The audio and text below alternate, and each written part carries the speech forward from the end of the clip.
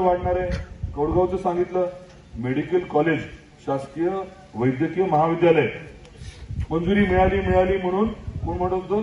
महाविकास आघाडीवाले. परंतु प्रत्यक्षात प्रवेश नाकारण्यात आले. त्यांनी डॉक्टरच आणले नव्हते.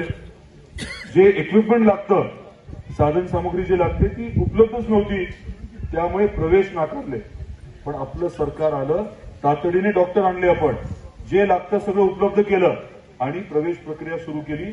या वर्षी तिसरी बॅच 100ची तिसरी बॅच यावर्षी ऍडमिशन घेते.